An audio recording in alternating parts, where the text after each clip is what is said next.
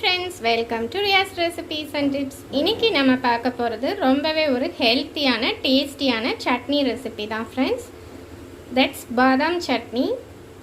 பாதாம் சட்னி செய்யறதுக்கு தேவையான பொருட்கள் என்னென்னன்னு பார்த்துடலாம் friends. 2 சில்லு அளவுக்கு தேங்காய் எடுத்து வச்சிருக்கேன். 1 கை அளவுக்கு பொரிக்கடலை, 1 கை அளவுக்கு பாதாம். நீங்க தோல் எடுக்கணும்லாம் தேவையில்லை.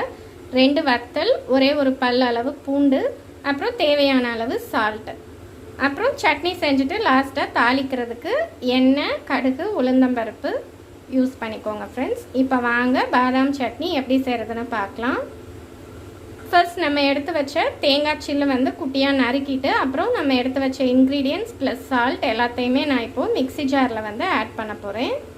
பாருங்கள் ஃப்ரெண்ட்ஸ், இப்போ நான் சொன்ன இன்க்ரீடியன்ட்ஸ் எல்லாமே உள்ளே சேர்த்துட்டேன். இப்போது இதில் 1/4 ஸ்பூன் அளவுக்கு 1/4 டேபிள் ஸ்பூன் அளவுக்கு சால்ட்டும் சேர்த்துட்டேன். இப்போது இதை நல்லா கிரைண்ட் பண்ணி எடுத்துடலாம் ஃப்ரெண்ட்ஸ். ஃபர்ஸ்ட்டு தண்ணி சேர்க்க வேணாம். ஃபர்ஸ்ட்டு குறைப்பாக அரைச்சிட்டு அதுக்கப்புறம் தண்ணி ஊற்றி அரைக்கலாம். ஃப்ரெண்ட்ஸ், ஃபர்ஸ்ட் லைட்டாக குறைப்பாக இந்த மாதிரி அரைச்சிக்கோங்க. அப்போ பாதாம், தேங்காய் எல்லாமே நல்லா அரைஞ்சிரும். இப்போது லைட்டாக மட்டும் தண்ணி தெளித்து விட்டு திரும்பி ஒரு டைம் அரைச்சி எடுத்துடலாம். பாருங்க ஃப்ரெண்ட்ஸ், நம்மளோட பாதாம் சட்னி ரெடி ஆகிடுச்சு. ஒரு 5 மினிட்ஸில் சூப்பராக நீங்கள் ஹெல்த்தியான பாதாம் சட்னி ரெடி பண்ணிடலாம். இப்போது இதை நம்ம தாளிச்சிக்கலாம். இப்போ ஒரு கடாயில் ஒரு 1/4 டேபிள் ஸ்பூன் அளவுக்கு நல்லெண்ணெய் ஆட் பண்ணி 1/2 டேபிள் ஸ்பூன் கடுகு, உளுந்தம் பருப்பு உள்ளே சேர்த்துருக்கேன் ஃப்ரெண்ட்ஸ். இது நல்லா பொரியட்டும்.